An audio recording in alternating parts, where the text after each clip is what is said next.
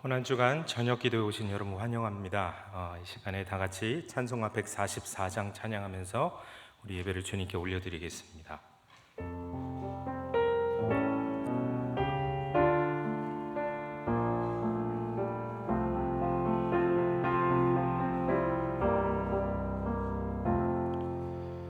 예수 나를 위하여 십자가를 질 때 세상 죄를 지시고 고초 당하셨네. 예수님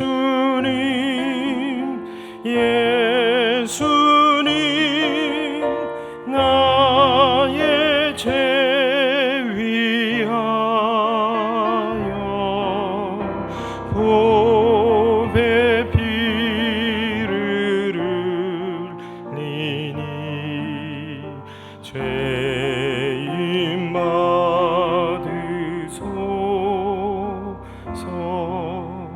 십자가를 지심은 무슨 죄가 있나.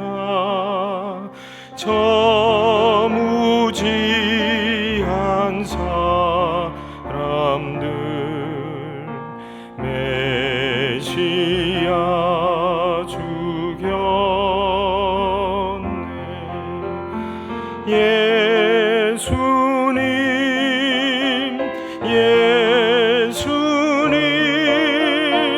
나의 죄 위하여 보배 피를 흘리니 죄인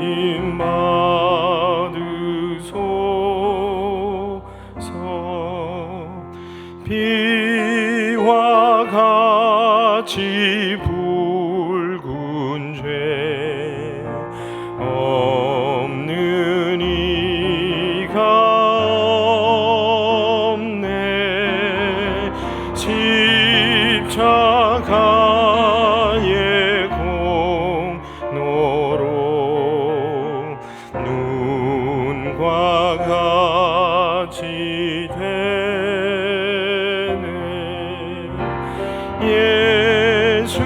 예수님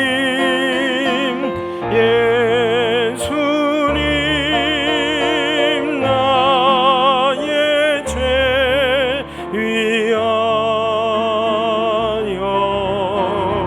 보배 피를 흘리니 죄인 받으소서.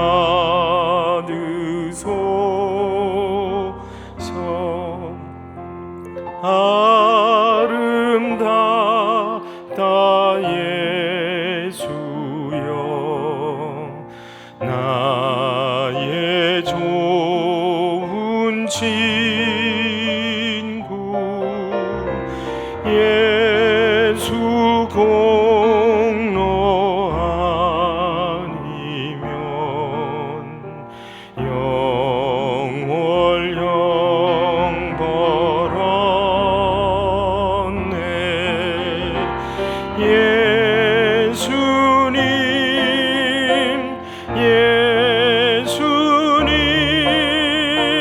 나의 죄 위하여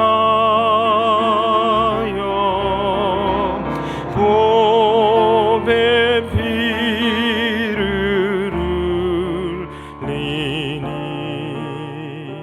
죄인 받으소서.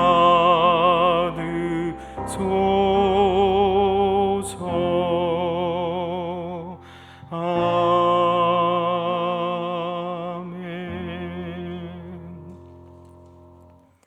계속해서 148장 찬양하겠습니다.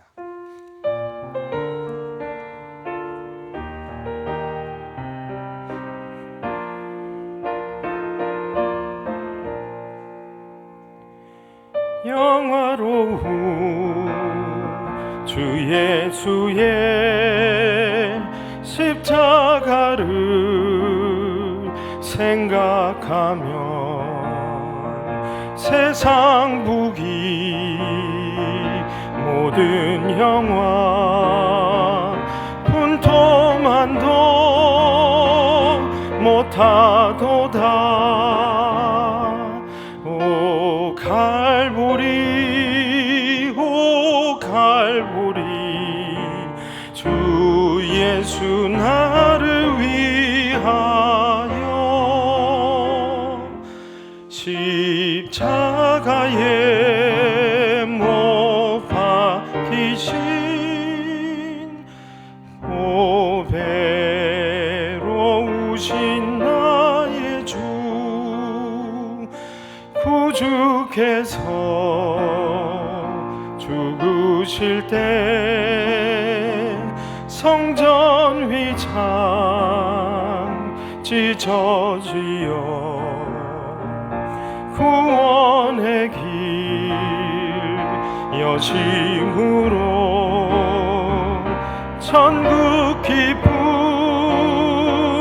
주셨도다.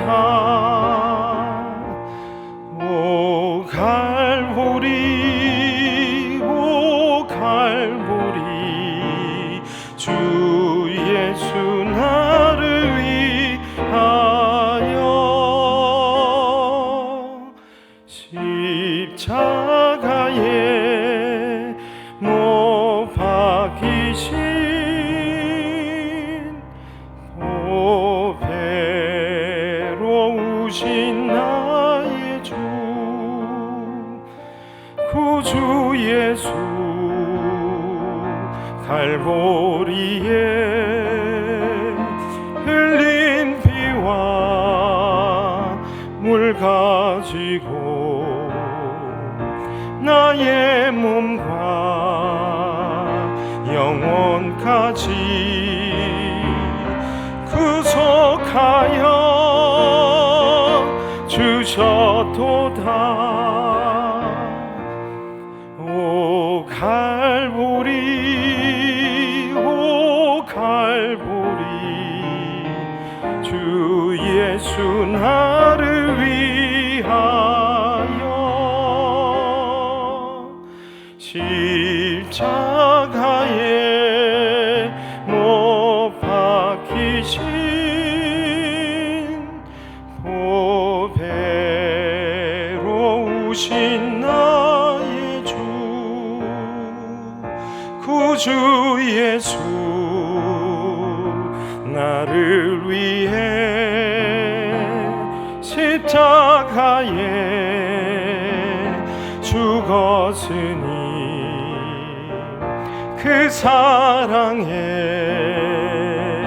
감격하여 이 몸 주께 드립니다. 오 갈보리 오 갈보리 주 예수 나를 위하여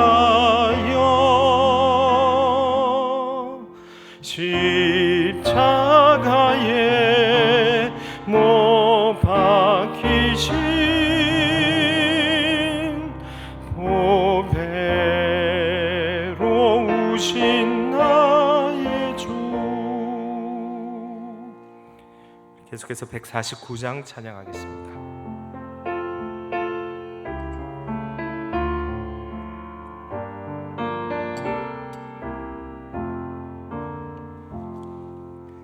주 달려 죽은 십자가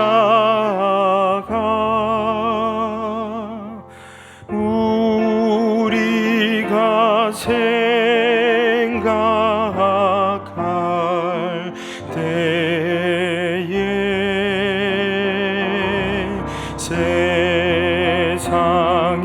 세상에서 간 욕심은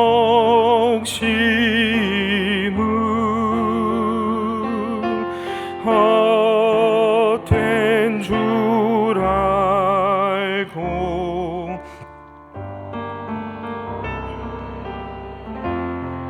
죽으신 구주, 죽으신 구주 밖에는 자랑을 말게 하소서.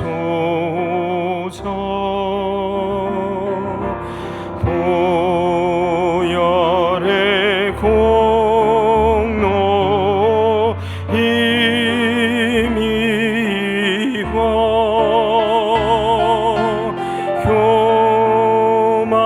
교만한 마음을 버리네. 못 박힌 손 밟고 오니 근잡이 나타내셨네.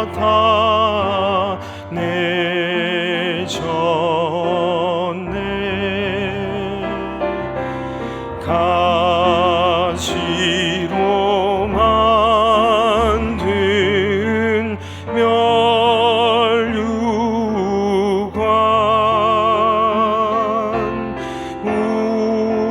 우리를 위해 쓰셨네.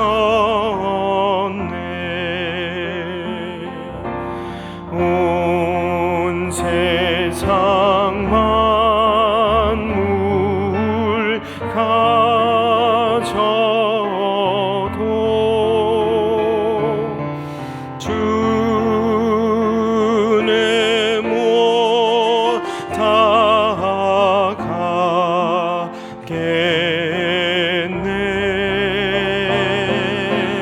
놀라운 사랑 받은 나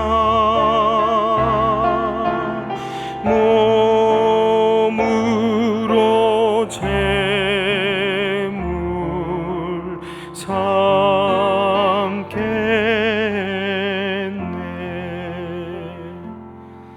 아멘.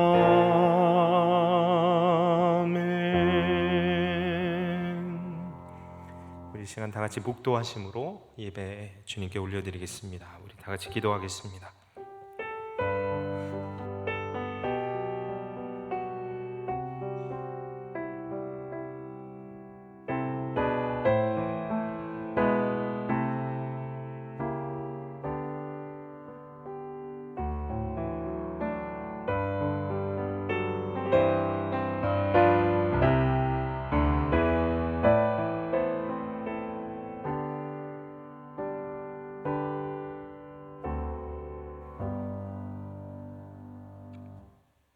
존귀하신 하나님 감사합니다. 하나님 아버지, 고난주간 특별주간 기도회를 주님께 올려드리면서 하나님 주의 몸된 교회로 우리를 불러주시고 주님을 예배할 수 있는 모든 상황과 환경, 건강 허락하여 주신 것 주님 감사드립니다. 하나님 한 주간 특별히 주님의 고난을 묵상하면서 주님께서 고난 받으신 것을 감사할 것뿐만 아니라 우리가 그 고난에 참여하여 십자가의 길을 걸을 수 있는 우리 모두 될 수 있기를 간절히 소망합니다. 오늘 주님 은혜 내려주셔서 우리 십자가의 복음이 다시 한번 우리 심령 가운데 되살아나게 도와주시고 성령님 은혜 내려주셔서 우리 심령 가운데 역사해 주시기를 간절히 기도합니다. 감사드리며 살아계신 예수님의 이름으로 기도합니다. 아멘. 우리 154장 찬양하겠습니다.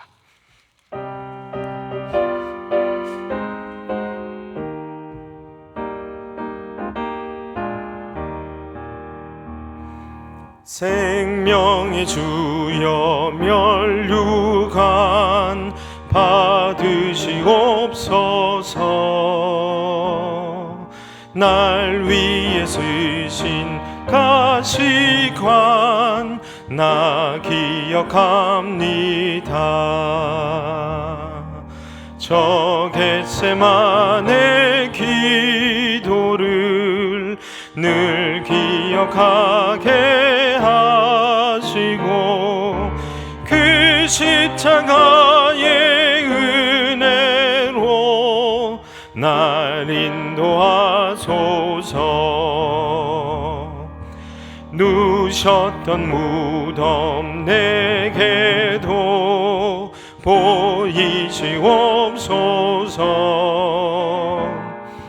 잠드신 동안 천사가 굳게 지키었네.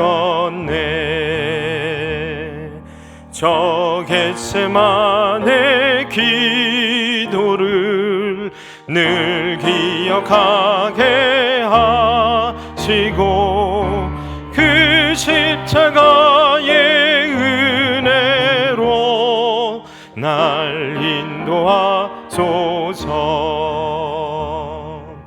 마리아처럼 새벽에 주께로 갑니다. 빈 무덤 내게 보이사 날 가르치소서.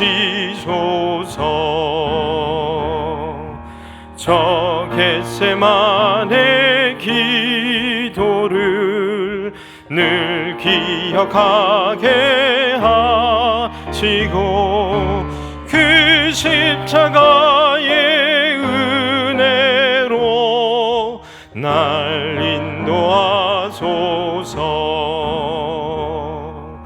고난의 잔을 날 위해 다 마셨나이다.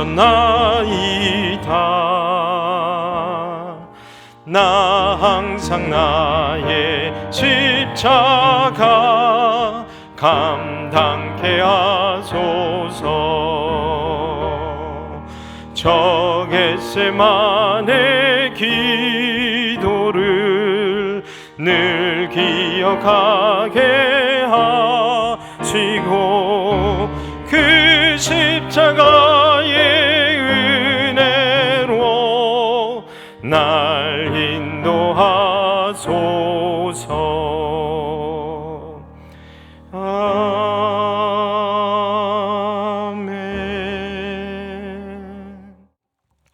아멘. 우리 다 같이 찾으실 하나님의 말씀은 누가복음 22장 31절부터 34절까지 말씀입니다. 누가복음 22장 31절부터 34절까지 말씀 저와 여러분이 한 절씩 교독하도록 하겠습니다. 31절입니다. 시몬아 시몬아 보라, 사단이 너희를 밀가부르듯 하려고 요구하였으나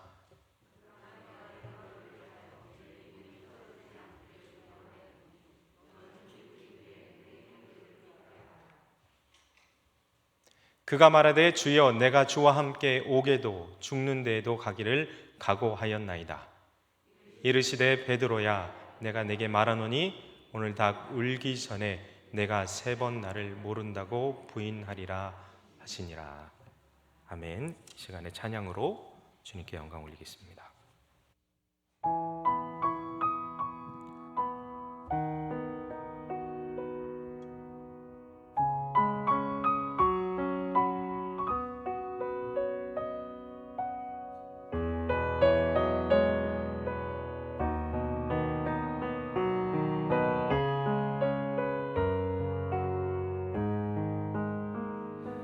주님이 홀로 가신 그 길 나도 따라가오.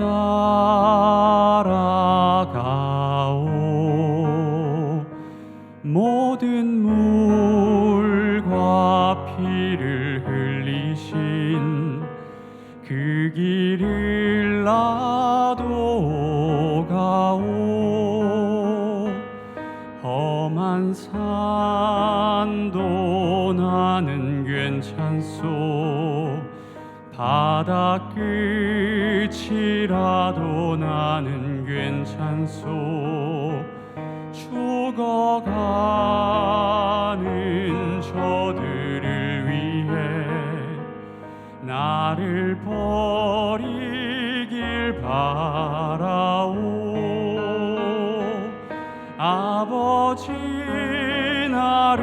보내주오. 나는 달려가겠소.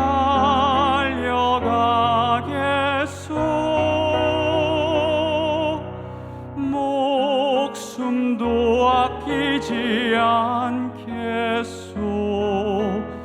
나를 보내주오.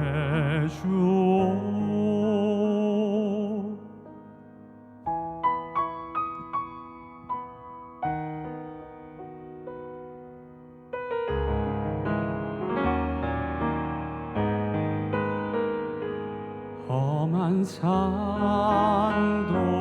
나는 괜찮소. 바다 끝이라도 나는 괜찮소. 죽어가는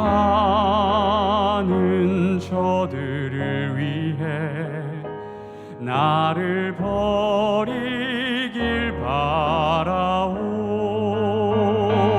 아버지 나를 보내주오. 나는 달려가겠소.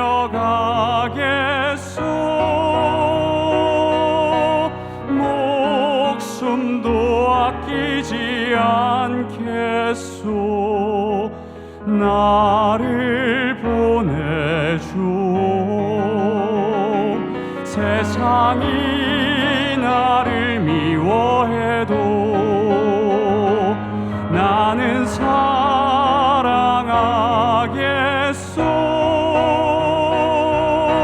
세상을 구원할 십자가 나도 따라가오. 생명을 버리면서까지 나를 사랑한 당신, 이 작은 나를 받아주오.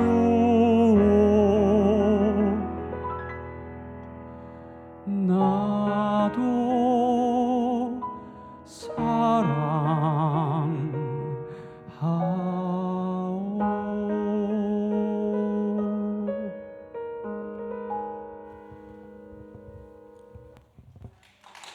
할렐루야. 하나님께 영광의 박수 올리겠습니다.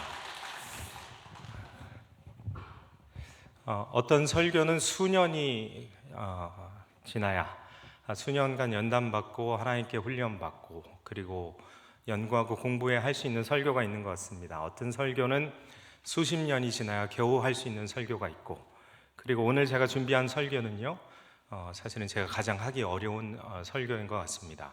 평생 제가 죽는 날까지 예수님과 함께 동행하면서 계속해서 훈련받고 깨달음을 얻고 해야 비로소 제가 하나님 앞에 이 말씀을 설교할 수 있습니다, 할 수 있지 않을까 싶습니다. 그럼에도 불구하고 하나님께서 오늘 힘주셔서 우리에게 주의 말씀을 들려주시기를 간절히 소망합니다. 인간의 본성은요, 십자가를 싫어하고 미워합니다. 인간의 본성은 십자가를 거부하게 돼 있습니다. 그것뿐만 아니라 사단 마귀는요, 믿는 자들이 십자가를 거부하도록 끊임없이 유혹합니다. 여기에서 그러나 이 십자가를 내가 믿느냐 받아들이느냐, 십자가를 짊어지는 삶을 사느냐, 거기에서 신앙의 참됨과 거짓이 판가름 납니다. 바울도 그렇기 때문에 고린도전서 9장 27절에서요 이렇게 고백합니다. 내가 내 몸을 쳐 복종케 함은 내가 남에게 전파한 후에 자신이 도리어 버림을 당할까 두려워함이로다 라고 깊이 있는 고백을 합니다. 바울도 예수님을 따라가면서 그에게 맡겨주신 사명을 감당하면서 끊임없이 자기 자신을 부인하고 자기 십자가를 짊어져야 했기에 그것이 너무 어려웠기 때문에 계속해서 그의 몸을 쳐서 복종하고 나아간다라는 고백을 하는 것을 볼 수가 있습니다. 오늘 본문의 말씀을 보면요, 예수님께서 시몬을 부르시면서 말씀하시는, 애타게 그를 부르시며 말씀하시는 구절이 등장합니다. 누가복음 22장 전체에서 사실은 유월절 만찬을 그의 제자들과 같이 나누시면서요, 만찬이 끝난 후에 예수님께서는요 제자들에게 가르침을 주시는데 이 제자들은 도무지 예수님의 말씀을 깨닫지 못하고 있는 상태였습니다.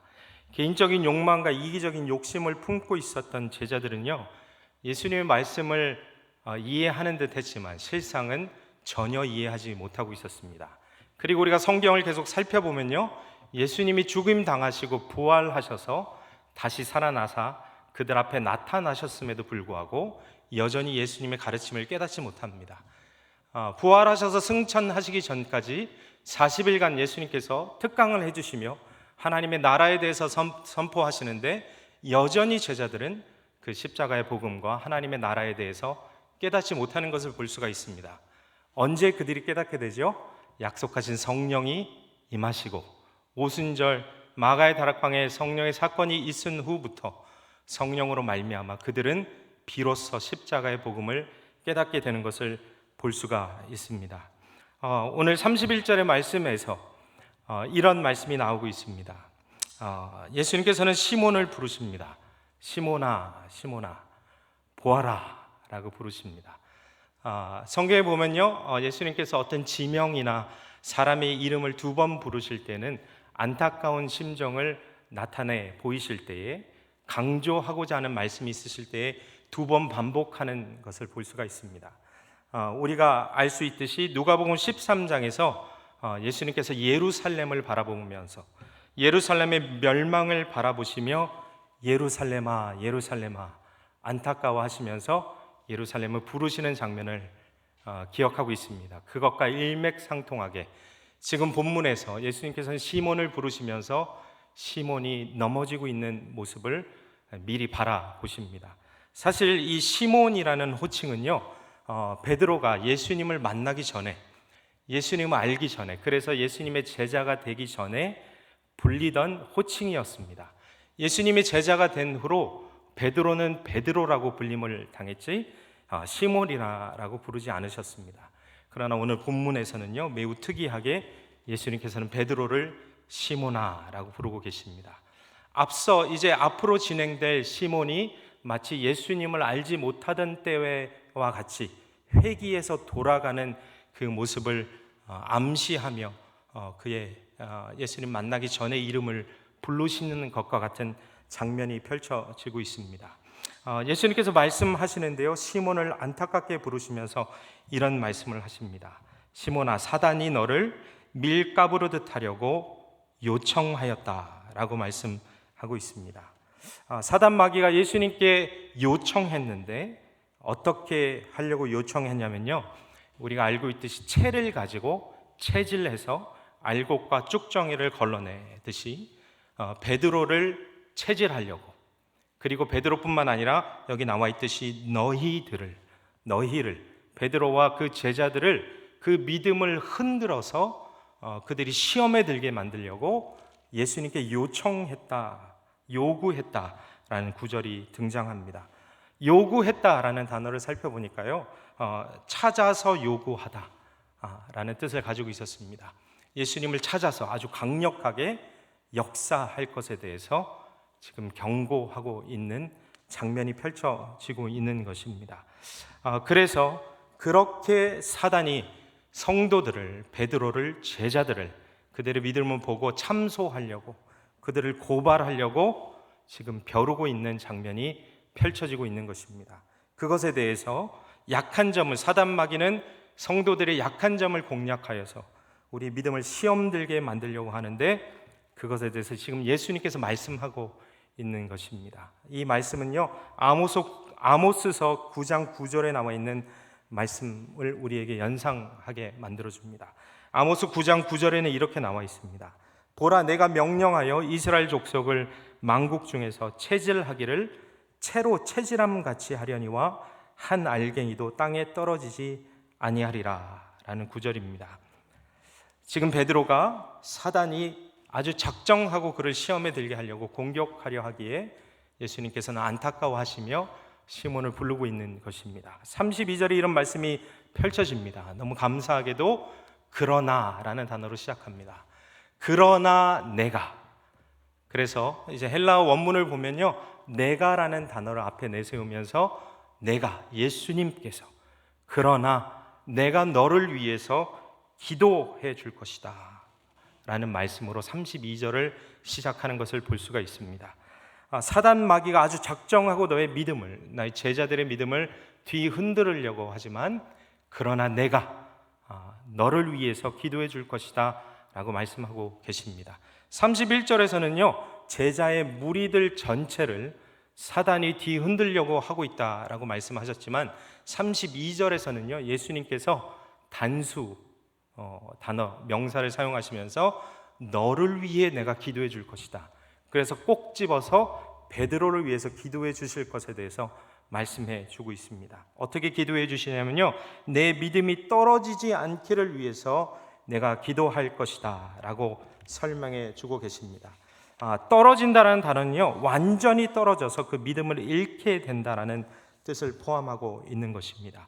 누가복음 16장의 말씀을 보면요, 이 떨어진다라는 단어는 돈을 가지고 있다가 돈이 계속 소비하다가 돈이 없어져서 완전히 없어지는 그 표현을 할 때 이 떨어지지 않도록 이란 단어를 쓰고 있는 것을 볼 수가 있습니다. 그렇기 때문에 베드로는요, 예수님께서 그를 위해서 중보기도 해주시지 않는다면 그는 그 믿음이 땅바닥에 떨어져서 결국은 예수님을 완전히 부인하고 예수님께로 돌아갈 수 없는 단계로 빠지게 될 것임에 대해서 지금 설명해 주고 있는 것입니다. 그러나 내가 너를 위해서 기도할 것이니 그러니 너는 이렇게 하라라고 말씀하시며 32절 뒷구절을 설명해 주고 있습니다. 뭐라고 나와 있죠? 32절 뒷구절을 보니까요, 그러나 내가 너를 위해 기도할 것이니 그러니 너는 돌이킨 후에 회개한 후에 내 형제를 굳게 하라라고 말씀하고 있는 것입니다. 성경에서 많은 부분 하나님께서 일하는 방식이 바로 이와 같음을 볼 수가 있습니다. 하나님께서는요, 대표성의 원리를 가지고 일하십니다. 사람과 합력하여서 일하실 때가 참 많은데요, 하나님께서 사람과 합력하여 일하실 때 하나님께서는 꼭 대표자, 선지자 한 사람, 영적인 리더, 목회자, 이런 식으로 대표를 세우셔서 하나님께서 일해 가시는 것을 볼 수가 있습니다. 이렇게 우리의 삶 속에도 여전히 우리를 예수님께서 이 베드로와 같이 우리를 사용하시길 원하심을 느낄 수 있습니다. 영적인 지도자가 왜 중요하겠습니까?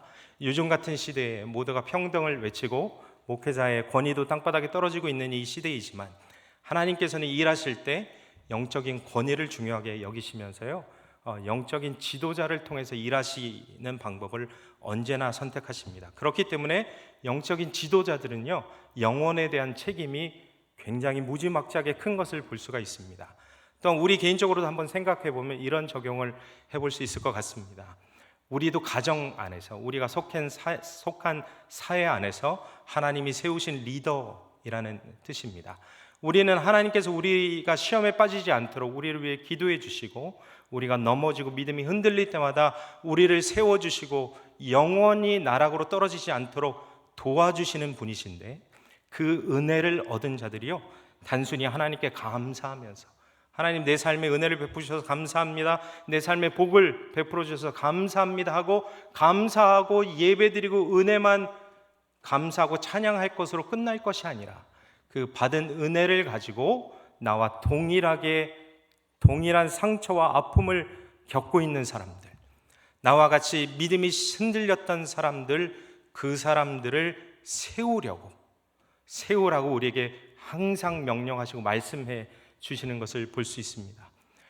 우리 모두는 상처를 가지고 살아갑니다. 실패와 아픔을 가지고 살아갑니다. 그러나 우리가 마치 예수님처럼 상처 입은 치유자가 돼서 우리가 돌봐야 되는, 살려야 하는 영혼들을 살리고 나아가는 것까지 이루어져야 그 신앙이 진정으로 살아있는 신앙, 예수님께서 말씀하시는 그 신앙의 삶일 것을 바라볼 수가 있습니다. 예수님께서 베드로에게 그렇게 말씀하시면서 내가 너를 영원히 나락으로 떨어지지 않도록 사단이 작정하고 덤벼들고 있지만 너를 위해 기도해 줄 것이니 너는 나중에 회개한 후에 돌이켜서 너 형제들을 굳건히 하라라고 말씀하는 것입니다.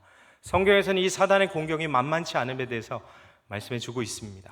우는 사자와 같이 우리를 집어삼키려고 언제나 우리 주변에서 정말로 실제적인 이야기로 영적인 공격에서 우리를 공격하는 것을 볼 수가 있습니다. 그러나요, 베드로는요 33절에서 우리가 볼 수 있는 것처럼 그는 신앙적으로 굉장히 자신감이 있었습니다. 예수님께서 그렇게 말씀하심에도 불구하고 베드로는 이렇게 대답합니다. 그가 말하되 주여 내가 주와 함께 옥에도 갇히겠고 죽음에도 같이 쫓아갈 것입니다. 다른 복음서를 살펴보면 다른 모든 이들은 주를 부인해도 나는 주를 부인하지 않겠습니다 라고 고백하는 장면을 볼 수가 있습니다.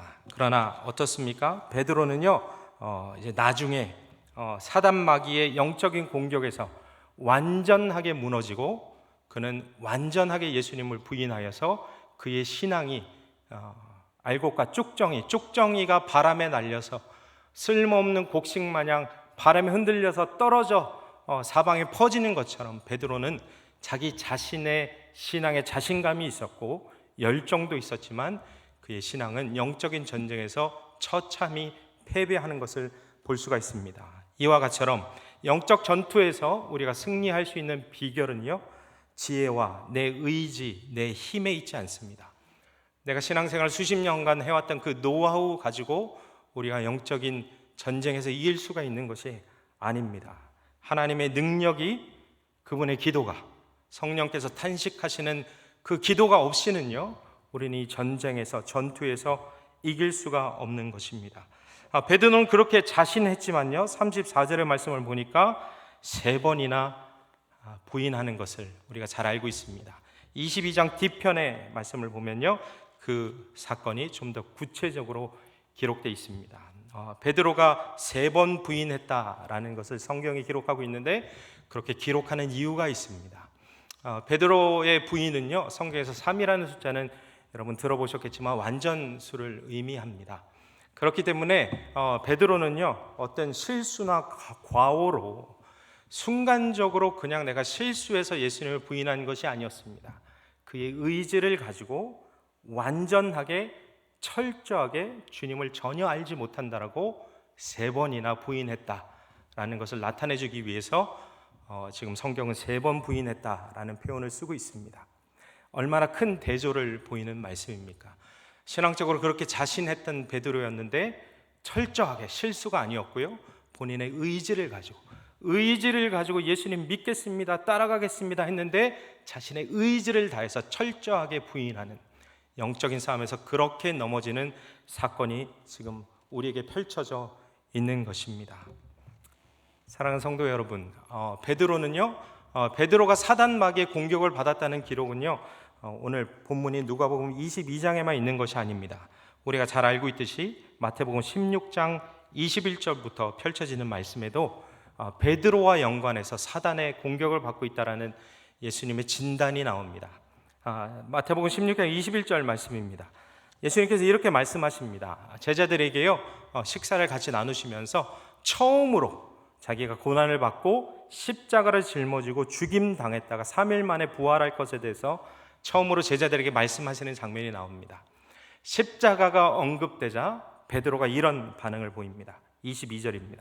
베드로가 예수를 붙들고 항변하여 이르되 주여 그리마옵소서 그 일이 결코 주께 미치지 아니하리다 라고 항변하는 장면이 나옵니다.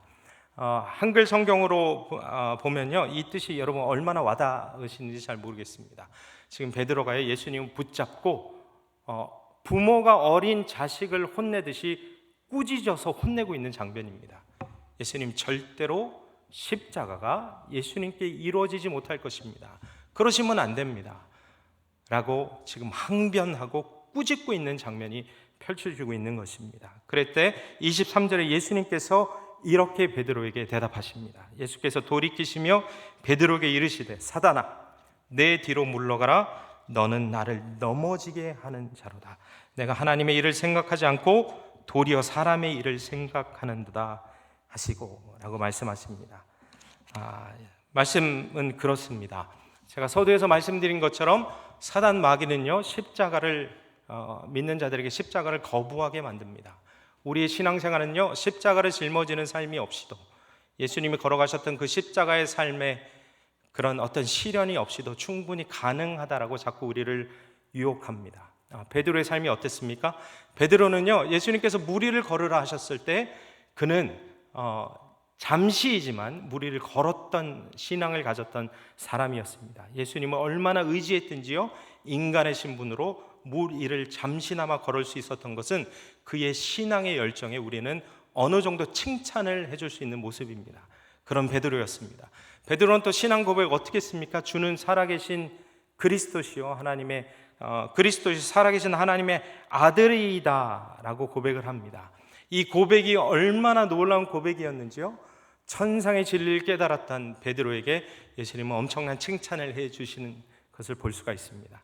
그런 믿음의 소유자였던 베드로가 갑자기 예수님께서 십자가를 언급하셨을 때 그는 완전히 돌변해서 예수님을 마구 꾸짖고 있는 장면입니다. 그러나 예수님은요, 그 안에서 역사하시는 사단의 역사를 꿰뚫어 보시고 베드로에게 이렇게 말씀하신 것입니다. 사단아, 내 뒤로 물러가라.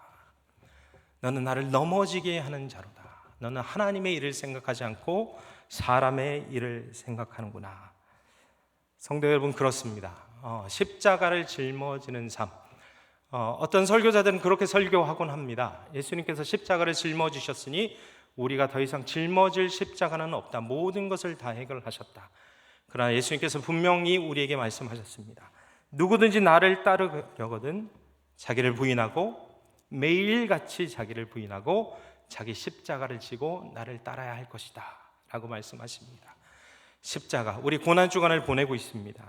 예수 그리스도의 십자가를 묵상하면서 우리가 짊어질 십자가도 항상 같이 묵상해야 될 줄로 믿습니다. 우리가 짊어지는 십자가가 없이는요, 예수 그리스도를 따라가는, 그분과 동행하는 제자의 삶을 걷는다라고 보기가 힘듭니다. 예수님께서 또 어떤 말씀을 하셨습니까? 예수님께서는 그리스도의 고난에 동참해야 될 것을 말씀하셨습니다. 빌립보서 3장 10절에서 11절까지 이렇게 기록하고 있습니다. 바울의 고백입니다. 내가 바라는 것은 그리스도를 알고 그분의 부활의 능력을 깨닫고 그분의 고난에 동참하여 그분의 죽으심을 본받는 것입니다.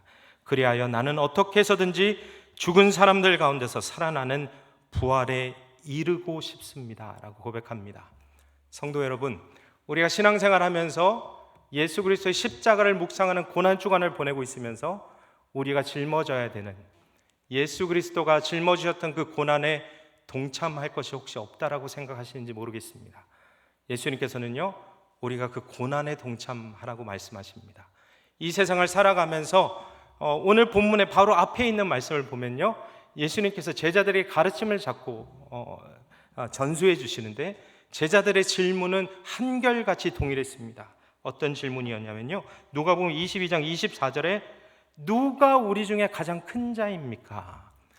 누가 가장 복받을 것이고 하나님 나라에서 주님께서 우리 메시아가 오셨으니까 다스릴 때에 누가 주의 오른편에 왼편에 설 수 있습니까?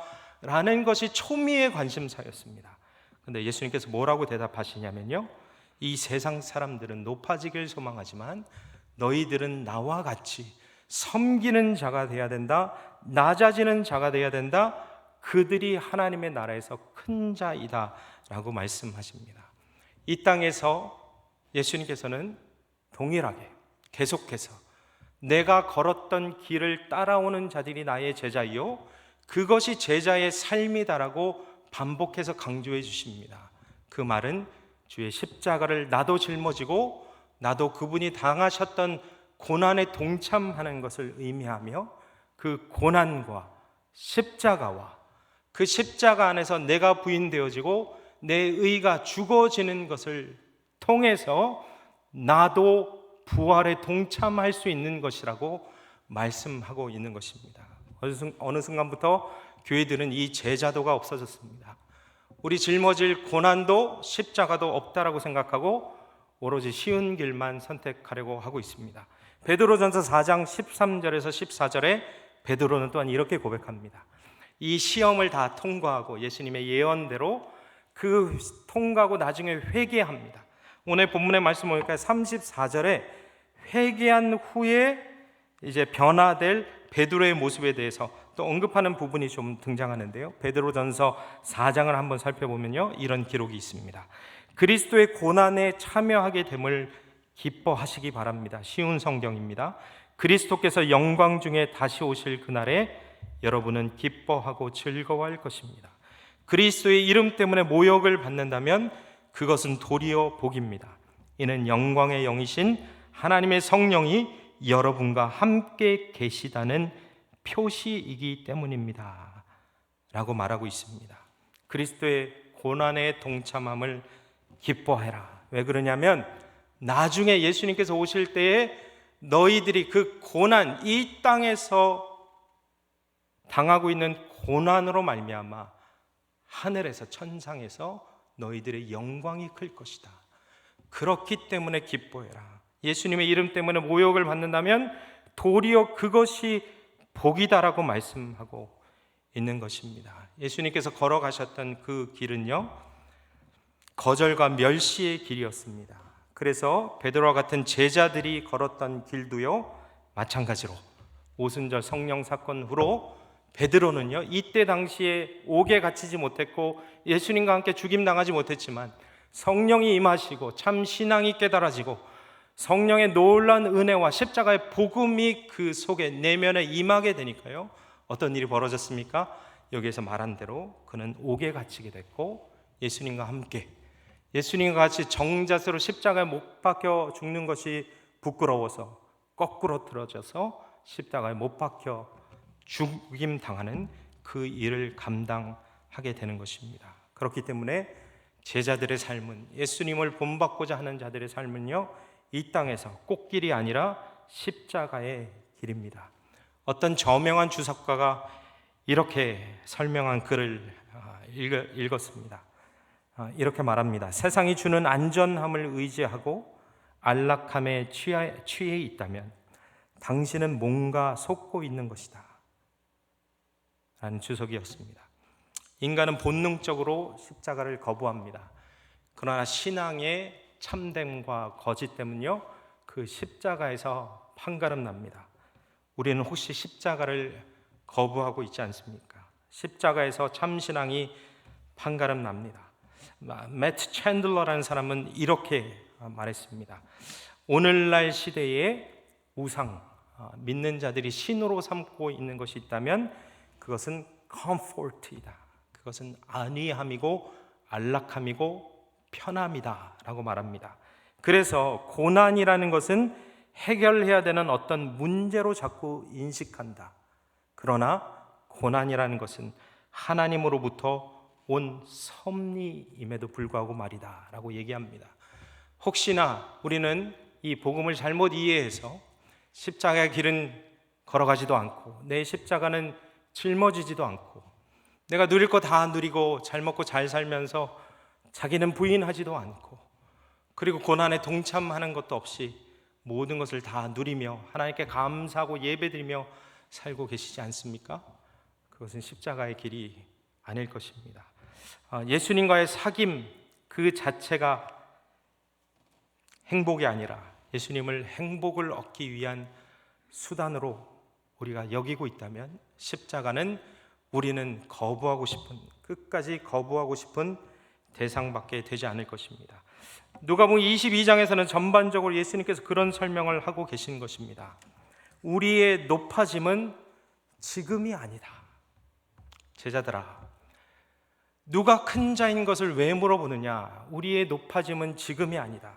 예수님이 다시 오시는 세상에서 너희들은 높아질 것이야.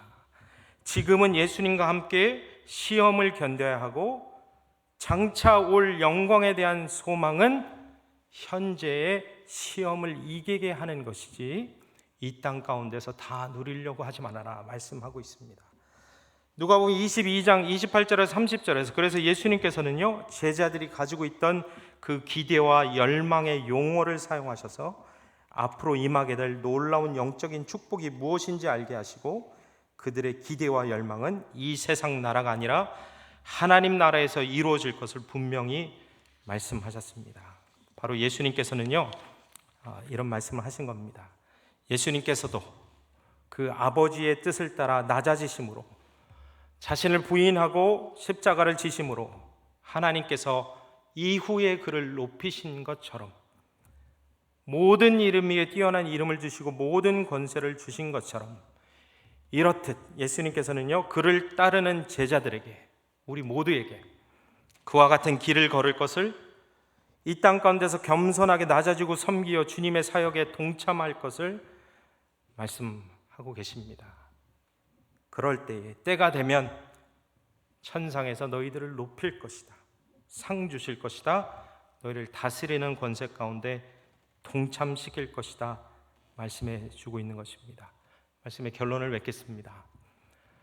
예수 그리스도의 고난을 묵상하는 고난 주간을 우리가 보내고 있습니다. 예수의 고난이 그냥 감사하기만 하지 않았으면 좋겠습니다.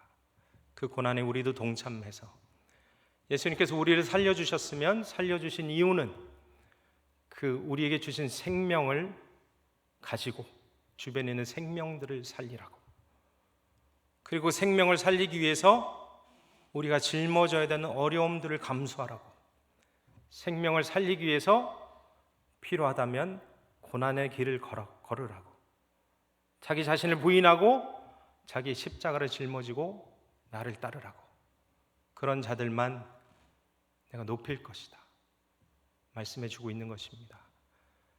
이 고난이 우리의 고난 되길 소망합니다. 다 같이 기도하겠습니다.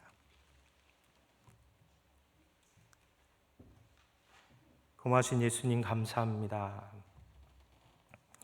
십자가를 따른다는 것은 우리의 육신이, 우리의 본성이 너무나 거부하고 좋아하지 않고 안 따를 수많은 이유들을 찾으려고 하기에, 또한 영적으로 사단 마귀가 우는 사자와 같이 우리의 신앙을 잡아 흔들어서 십자가 멀어지게 하려고 부단히 공격하기에 쉽지 않음을 고백합니다. 그러나 하나님, 그리스도의 고난을 묵상하는 이 한 주 동안에 다시 한번 주님 주신 말씀, 내 몸을 쳐서 복종하여서 순종하게 도와주시고, 하나님, 우리가 건져내야 되는, 살려야 되는 영혼들을 우리가 건져낼 수 있도록, 우리의 사명과 책임을 다할 수 있도록 하나님 우리를 도와주시기를 간절히 기도합니다. 성령 하나님 붙잡아 주십시오. 도와주십시오. 감사드리며 예수님의 이름으로 기도합니다. 아멘. 같이 찬송가 156장 찬양하겠습니다.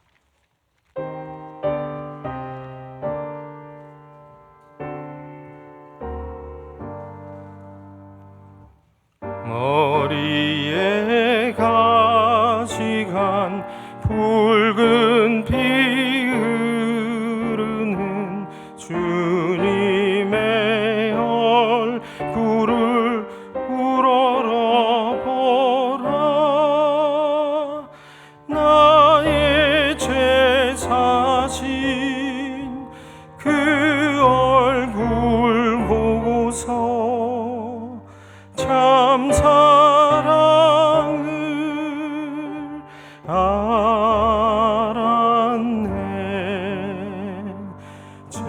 채찍에 상하고 쇠못에 박히신 주님의 그 상처 우러러보라.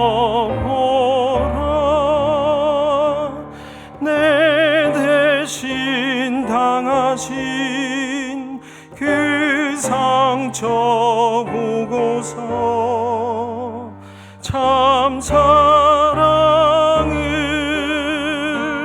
알았네. 골고다 언덕에 주께서 달리신 고통의 십자가 우러러보라. 내 대신 죽으신 예수를 보고서 참 사랑을 알았네. 3절 한 번 더 찬양하겠습니다. 골고다 언덕에 주께서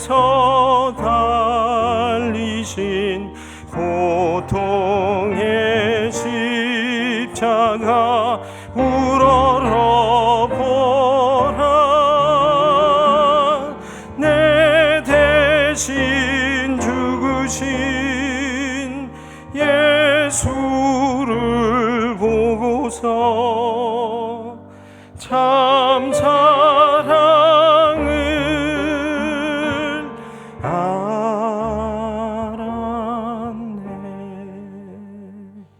이 시간 잠시 통성으로 기도하겠습니다.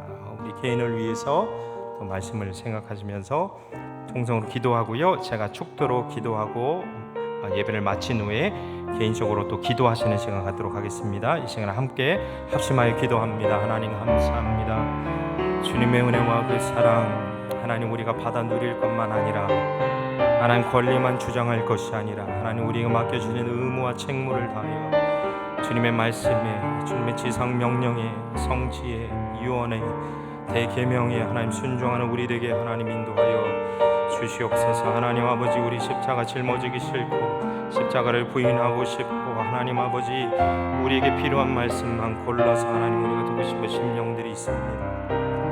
하나님 아버지, 우리가 원하는 하나님으로 우리가 만들고 싶고 하나님이 아닌 예수님의 길이 아닌 하나님 아버지 세상에 허락하는 그 번영의 복음들만 우리 가운데 남기고 싶은 심령들이 있습니다. 우리 죄된 육신들을 십자가에 못 박힐 소망하오니 하나님 도와주시고 우리 합심하여 기도하며 공동체가 서로가 서로를 위해 격려하고 사랑과 선행으로 위로하고 세워질 수 있도록 하나님 공동체 잡아주시고 하나님 놀랍게 하나님 은혜 내려주시기를 간절히 기도합니다.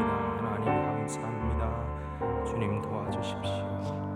사랑해 주님 감사합니다. 하나님 몸된 공동체 주셔서 감사합니다. 영적인 가족들 주셔서 감사합니다. 우리 몸의 지체들이 있음에 감사합니다. 혼자 걸어갈 수 없지만 주변에 하나님 믿음의 동료들이 있기 때문에 서로 사랑과 선행으로 격려하여 주님 다시 오시는 그 날까지 이 땅에서 십자가의 삶을 살아가게 도와주시고 예수님 걸으셨던 그 길을 함께 걸으며 서로 예수님 닮아가는 기쁨 가운데 충만할 수 있도록 하나님 우리 개포동교회 우리 성도님들 붙잡아 주시기를 은혜 내려주시기를 간절히 기도합니다. 하나님 감사합니다. 이제는 우리 구주 예수 그리스도의 은혜와 하나님 아버지의 사랑하심과 성령 하나님의 내주교통 충만하심의 은혜가 십자가 고난을 묵상하며 내가 짊어져야 되는 십자가와 그 사랑의 고난에 동참하기로 작정하는 성도님들의 모든 삶 가운데 이제로부터 영원토록 함께 있을지어다. 아멘.